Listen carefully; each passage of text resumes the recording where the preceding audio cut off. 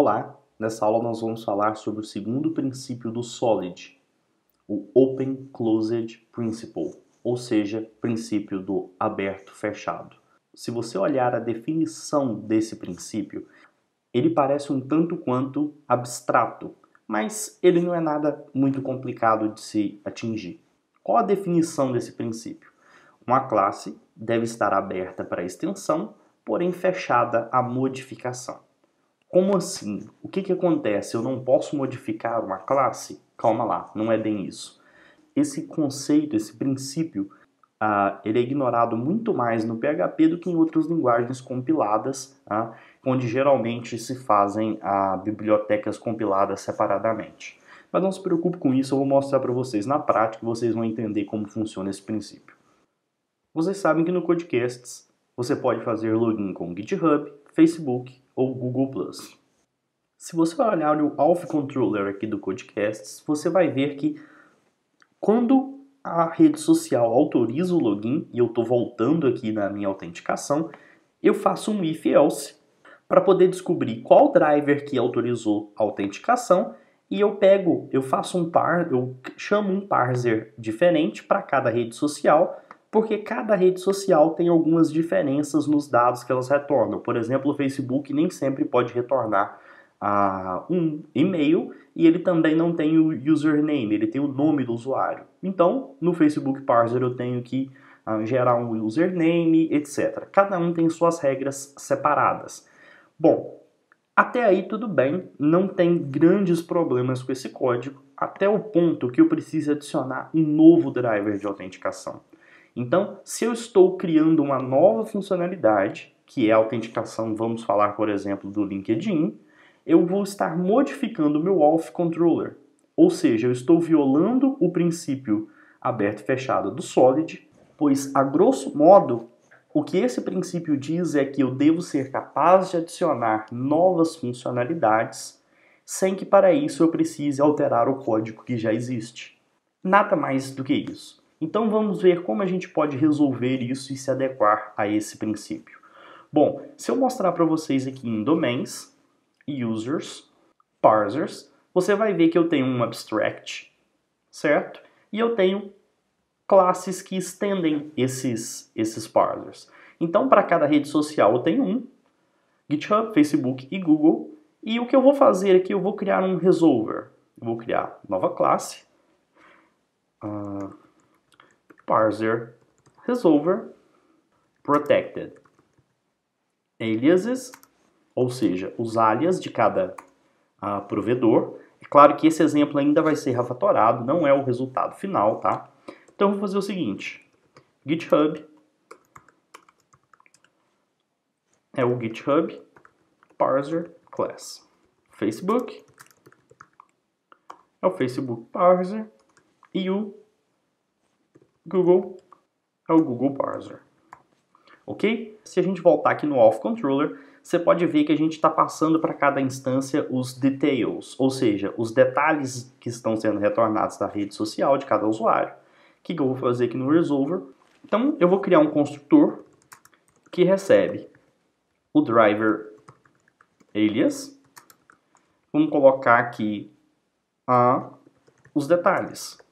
Ou seja, a gente está pegando aquela informação que está no Auth Controller e a gente está colocando a resolução da classe responsável por cada rede social dentro aqui dessa classe. Então, o que a gente vai fazer? Vamos setar essas propriedades. Protected driver alias e protected details. Ok? Vamos assinalar essas informações.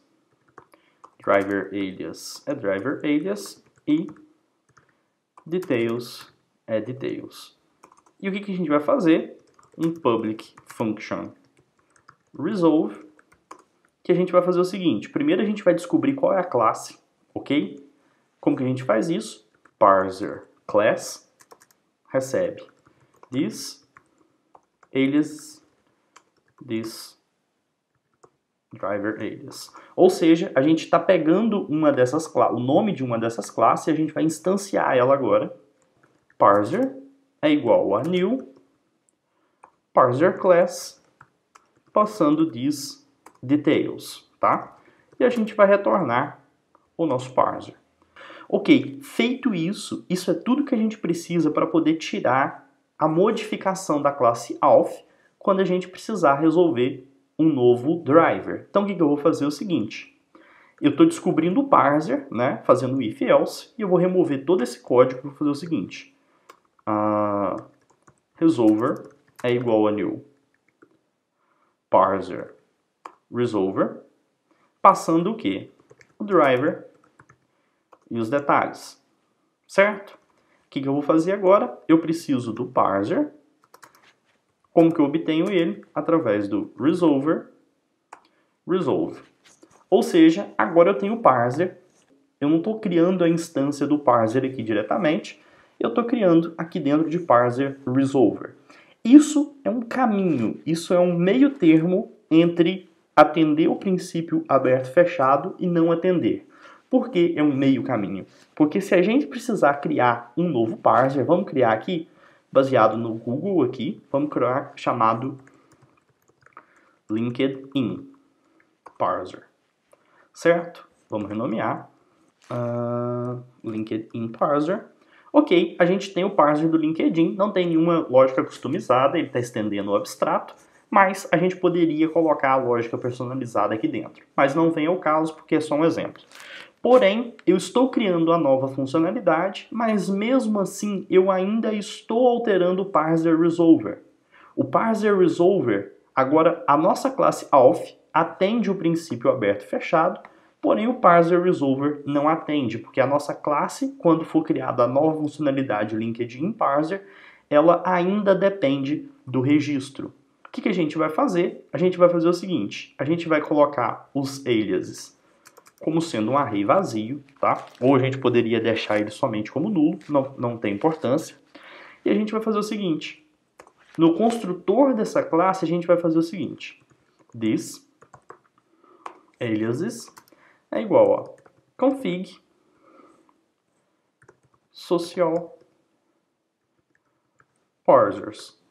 Ou seja, eu estou delegando aos arquivos de configuração que não fazem parte diretamente do meu código-fonte o registro de quem são os drivers disponíveis. Então, como que a gente vai fazer isso? Eu vou criar esse arquivo social parsers, aqui em config, novo arquivo, social.php, que retorna um array. E o que a gente vai colocar aqui dentro? Parsers é um array. Então, o que a gente vai colocar aqui? Facebook parser. A gente vai colocar o GitHub. A gente vai colocar o Google. E a gente não vamos colocar o LinkedIn ainda por enquanto, só para eu poder voltar e recapitular para vocês. No início, a gente tinha no nosso auth controller um if-else, que basicamente violava o princípio de aberto e fechado do Solid. Porque se a gente adicionasse um novo driver, o que ia acontecer? A gente precisaria modificar a nossa classe auth. A gente isolou, resolveu o problema, o controller auth agora obedece o princípio de aberto e fechado, ou seja, ele está aberto para extensões, mas eu não preciso de fato modificar a funcionalidade existente para criar um novo, se eu estou criando um novo driver. Então ele é autossuficiente nessa parte. O que eu vou fazer agora? Eu vou voltar aqui no nosso parser resolver, e o nosso parser resolver, ao invés de ter uma lista modificável, onde eu antes registrava cada um, eu agora resolvo isso através do arquivo de configuração. Foi essa forma que a gente encontrou para que essa classe também respeite o princípio aberto e fechado. O que a gente fez? A gente criou uma nova funcionalidade, que é o LinkedIn Parser. Vejam que se o meu código tivesse sido desenhado ou especificado desde o início dessa forma, a única coisa que eu precisaria fazer é criar um novo parser e, através do nosso mecanismo de registro, aqui em Social, eu iria registrar ele aqui.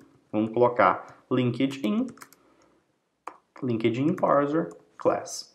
Então, basicamente é isso. Toda vez que eu precisar agora criar um novo parser, eu só vou criar essa funcionalidade, eu não vou modificar código-fonte que já exista, eu só estou adicionando coisas novas, eu estou fazendo o registro e todo o código que vai utilizar, ele já está automaticamente integrado. Bom, essa é uma explicação rápida de como funciona. Se você assistiu a primeira aula sobre responsabilidade única, você vai ver que a gente também está atendendo esse conceito aqui dentro, esse princípio aqui dentro.